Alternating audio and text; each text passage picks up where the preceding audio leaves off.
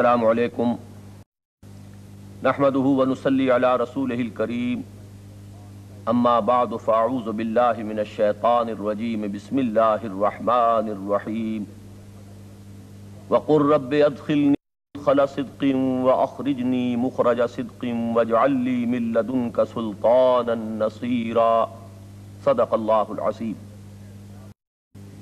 کل ہم اکرم صلی اللہ علیہ وسلم کی حیات طیبہ کے مکی دور کے تذکرے کے ضمن میں عام الحزن تک پہنچ گئے تھے، یعنی نبوت کا 10واں سال، جس میں حضرت خدیجہ الکبریٰ رضی اللہ تعالی عنہا کا بھی انتقال ہو گیا اور ابو طالب کی وفات ہو گئی۔ نتیجتاً سرداران قریش کے حوصلے بہت بڑھ گئے اور دار الندوہ میں نبی اکرم صلی اللہ علیہ وسلم کے قتل کے مشورے شروع ہو گئے۔ چنانچہ آن حضور صلی اللہ علیہ وسلم نے فطری طور پر ادھر ادھر دیکھا کہ مکے کے سوا کوئی اور جگہ جسے وہ اپنی دعوت کے لیے مرکز اور بیس کی حیثیت سے استعمال کر سکیں۔ مکے سے قریب ترین شہر طائف کا ہے۔ چنانچہ ایک امید لے کر نبی اکرم صلی اللہ علیہ وسلم نے طائف کا سفر کیا۔ یہ سفر انتہائی کسب و پرسی کے عالم میں ہوا ہے۔ اس میں حضور کے ساتھ وہ بھی موجود نہیں ہیں جو پوری زندگی سائے کی طرح ساتھ رہے، یعنی ابو بکر صدیق رضی اللہ تعالی عنہ۔ آپ کی صرف رفاقت میں آپ کے آزاد کردہ غلام حضرت زید ابن حارثہ ہیں۔ پھر عام راستہ چھوڑ کر انتہائی دشوار گزار راستہ اختیار کیا گیا، اس لیے کہ اندیشہ تھا کہ کہیں مٹ بھیڑ نہ ہو۔ آپ طائف پہنچے، وہاں کے 3 سرداروں سے ملاقات کی، اسی خیال سے کہ اگر اللہ تعالیٰ ان میں سے کسی کو ایمان لانے کی توفیق عطا فرما دے تو کیا عجب کہ طائف کا یہ شہر اس انقلابی دعوت کا مرکز اور بیس بن جائے۔ لیکن جو صورتحال سامنے آتی ہے وہ واقعہ یہ ہے کہ بیان کرتے ہوئے بھی دل شک ہوتا ہے اور سننے کے لیے بھی بڑے جگر کی ضرورت ہے۔ تینوں نے اس قدر تمسخر آمیز اور تحقیر آمیز انداز اختیار کیا کہ پورے 10 سالوں کے دوران محمد الرسول اللہ صلی اللہ علیہ وسلم کے ساتھ ایسا معاملہ کبھی پیش نہ آیا تھا۔ نقل کفر کفر نہ باشد۔ کسی کہنے والے نے یہ کہا کہ اگر اللہ نے تمہیں رسول بنا کر بھیجا ہے تو وہ گویا خود کعبے کے پردے چاک کر رہا ہے۔ کسی نے کہا میں تم سے بات بھی کرنے کے لیے تیار نہیں، اس لیے کہ اگر تم سچے ہو اور واقعتاً رسول ہو تو ہو سکتا ہے میں کہیں توہین کا مرتکب ہو جاؤں اور عذاب خداوندی کا میں نوالا بن جاؤں، اور اگر تم جھوٹے ہو تو جھوٹے اس قابل نہیں ہوتے کہ انہیں منہ لگایا جائے۔ کسی نے یہ کہا بڑے ہی تمسخر اور تحقیر کے ساتھ کہ کیا اللہ کے سوا کوئی، اللہ کو تمہارے سوا کوئی اور شخص نبوت اور رسالت کے لیے نہیں ملتا تھا؟ اور صرف اسی پر اکتفا نہیں، جب حضور بظاہر احوال مایوس ہو کر لوٹنے لگے تو انہوں نے کچھ گنڈوں کو اشارہ کر دیا، وہ باش لوگ حضور کے گرد ہو گئے۔ پھر وہ نقشہ جمع ہے اس کرۂ ارضی پر کہ اللہ کے رسول ہیں صلی اللہ علیہ وسلم، محبوب رب العالمین، سید الاولین والآخرین، اور آپ کے گرد کچھ اوباش لوگ ہیں جو پتھراؤ کر رہے ہیں، تاک تاک کر ٹخنے کی ہڈیوں کو نشانہ بنایا جا رہا ہے، تالیاں پیٹی جا رہی ہیں۔ حضور کا جسم مبارک لہو لہان ہو گیا ہے، نالین خون سے بھر گئی ہیں۔ ایک موقع پر حضور ضعف کی وجہ سے ذرا بیٹھ گئے تو 2 گنڈے آگے بڑھتے ہیں، ایک بغل میں ہاتھ ڈالتا ہے، دوسرا دوسری میں، اور اٹھا کر کھڑا کر دیتے ہیں کہ چلو۔ یہ محمد الرسول اللہ صلی اللہ علیہ وسلم پر ذاتی اعتبار سے ابتلاء اور امتحان کا نقطہ عروج ہے، یہ کلائمیکس ہے۔ چنانچہ حضور جب واپس آئے ہیں تو وہ دعا آپ کی زبان مبارک سے نکلی ہے جس کو پڑھتے ہوئے شق ہوتا ہے کلیجہ، اللہم الیک اشکو ضعف قوتی وقلت حیلتی وہوانی علی الناس۔ اے اللہ، کہاں جاؤں، کہاں فریاد کروں، تیری ہی جناب میں فریاد لے کر آیا ہوں، اپنی قوت کی کمی کا، اپنے ذرائع و وسائل کی کمی کا، اور لوگوں میں جو یہ رسوائی ہو رہی ہے اس کا۔ الی من تکلنی، الی بعید یجہمنی و الی عدو ملکت امری، اے اللہ تو مجھے کس کے حوالے کر رہا ہے؟ کیا تو نے میرا معاملہ دشمنوں کے حوالے کر دیا ہے کہ وہ جو چاہے میرے ساتھ کر گزرے؟ لیکن اس کے ساتھ ہی بارگاہ خداوندی میں وہ عبد کامل عرض کرتا ہے ان لم یکن علی غضبک فلا ابالی، پروردگار اگر تیری رضا یہی ہے، اگر تو ناراض نہیں ہے تو پھر مجھے کوئی پرواہ نہیں، سر تم ہے جو مزاج یار ہے، اعوذ بنور وجہک الذی لہ الظلمات، پروردگار میں تو تیرے ہی روئے انور کے ضیاء کی آتا ہوں۔ یہ ہے وہ دعا جس کے بارے میں اگر یہ کہا جائے تو غلط نہ ہوگا کہ اجابت از در حق بہر استقبال می آید۔ چنانچہ روایات میں آتا ہے کہ فوراً ملک الجبال حاضر ہوتا ہے، وہ فرشتہ کہ جو پہاڑوں پر معمور ہے، اور وہ عرض کرتا ہے کہ حضور اللہ نے مجھے آپ کی خدمت میں بھیجا ہے کہ اگر آپ حکم دیں تو میں ان پہاڑوں کو ٹکرا دوں جن کے مابین وادی میں یہ طائف کا شہر واقع ہوا ہے، تاکہ اس کے رہنے والے پس کر سرما بن جائیں۔ اس پر وہ رحمت للعالمین صلی اللہ علیہ وسلم ارشاد فرماتے ہیں کہ میں لوگوں کے عذاب کے لیے نہیں بھیجا گیا۔ کیا عجب کہ اگرچہ یہ لوگ مجھ پر ایمان نہیں لا رہے، لیکن ان کی آئندہ نسلوں کو اللہ تعالیٰ ایمان کی توفیق عطا فرما دے۔ اور ہمارے لیے یہ بات بڑی قابل توجہ ہے کہ سرزمین ہند و پاک پر اسلام کی ہدایت کا سورج جو پہلی مرتبہ طلوع ہوا تو اس کے لانے والے محمد بن قاسم تھے رحمت اللہ علیہ، جو ثقفی تھے، بنو ثقیف کے قبیلے سے تعلق رکھتے تھے، جو طائفی کا ایک قبیلہ تھا۔ بہرحال نبی اکرم صلی اللہ علیہ وسلم کی حیات طیبہ میں یوم طائف ایک ٹرننگ پوائنٹ ہے، ایک اعتبار سے شدید ترین دن ہے۔ حضرت عائشہ صدیقہ رضی اللہ تعالی عنہا نے ایک مرتبہ حضور سے سوال کیا کہ کیا آپ پر یوم احد سے زیادہ سخت دن بھی کوئی گزرا ہے؟ تو آپ نے فرمایا ہاں، طائف کا دن مجھ پر اس سے کہیں زیادہ سخت تھا۔ لیکن جیسے کہ مولانا مناظر حسن گیلانی رحمت اللہ علیہ نے بہت ہی عمدہ نقطہ ارشاد فرمایا ہے، یہ دن ٹرننگ پوائنٹ ہے حضور کی زندگی میں۔ آج کے دن تک گویا کہ اللہ نے نبی اکرم صلی اللہ علیہ وسلم کو دشمنوں کے حوالے کیا ہوا تھا کہ جس طرح چاہو ان کے صبر کا امتحان لے لو، جس طرح چاہو ان کی استقامت کو جانچ لو، ہمارے اس نبی کی سیرت و کردار کا لوہا خوب ٹھوک بجا کر دیکھ لو کہ اس میں کہیں کھوٹ تو نہیں، تمہیں پوری چھوٹ ہے۔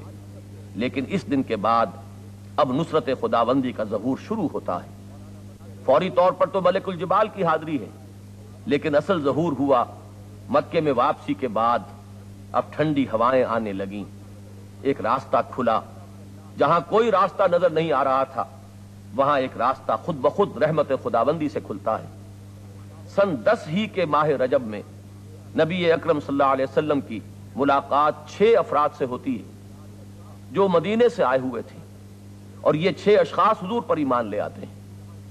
کی وادیوں میں سے ایک وادی ہے جہاں یہ ملاقات ہوئی۔ اگلے سال پھر یہ لوگ آتے ہیں سن 11 میں، اور 12 افراد حضور کے ہاتھ پر بیعت کرتے ہیں، یہ بیعت عقبہ اولیٰ کہلاتی ہے۔ اور پھر وہ درخواست کرتے ہیں کہ حضور ہمارے ساتھ کوئی ایسا شخص بھیجئے جو ہمیں قرآن کی تعلیم دے، اس لیے کہ آپ کی دعوت اور آپ کی تربیت و تزکیے کا مرکز و محور قرآن حکیم ہے۔ قرۂ فال بنا میں من دیوانہ زدن، اس کے لیے قرۂ فال نکلا حضرت مصعب بن عمیر رضی اللہ تعالیٰ عنہ کے نام۔ حضور انہیں بھیجتے ہیں مدینہ منورہ، وہ حضرت سعد ابن زرارہ کے گھر پر جا کر قیام کرتے ہیں اور شب و روز دعوت قرآنی کو پھیلا رہے ہیں۔ مدینہ منورہ میں 1 سال کی محنت کا حاصل سن 12 نبوی میں 75 افراد کو لا کر محمد الرسول اللہ صلی اللہ علیہ وسلم کی جھولی میں ڈال دیتے ہیں۔ 72 مرد ہیں اور 3 عورتیں۔ بیعت عقبہ ثانیہ ہوتی ہے جو تمہید ہے ہجرت کی۔ اس وقت جو تقاریر ہوئی ہیں، حضرت عباس تک ایمان نہیں لائے تھے، حضور کے چچا رضی اللہ تعالی عنہ، انہوں نے انصار مدینہ سے مخاطب ہو کر کہا کہ لوگوں اس بات کو جان لو، محمد ہمیں بہت عزیز ہیں، ہمارے انتہائی محترم ہیں، ہماری آنکھوں کا تارا ہے۔ اب تک ہم نے ان کی پوری حفاظت کی، چونکہ بنی ہاشم نے نبی اکرم صلی اللہ علیہ وسلم کی حمایت جاری رکھی تھی۔ اب اگر تم انہیں اپنے ہاں لے کر جانا چاہتے ہو تو جان لو کہ تمہیں انہیں ان کی حفاظت کرنی ہوگی اپنے اہل و عیال سے بڑھ کر، اور اگر اس کی ہمت نہیں پاتے تو ابھی جواب دے دو۔ لیکن انصار مدینہ یہ وعدہ کرتے ہیں کہ ہم اپنا تن من دھن نچھاور کرنے کے لیے آمادہ ہیں، اگر حضور ہمارے ساتھ مدینہ تشریف لے جائیں تو ہم ان کی اسی طرح حفاظت کریں گے جیسے کہ اپنے اہل و عیال کی کرتے ہیں۔